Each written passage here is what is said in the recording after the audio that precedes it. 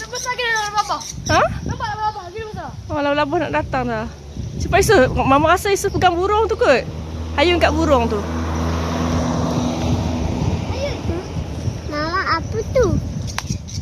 Hayun kat burung. Cepat burung. Hayun kuat sikit. Ada lagi tinggi. Isu hayun kat burung. Hayun kuat sikit. Hayun kuat sikit kat burung. Bagi angin.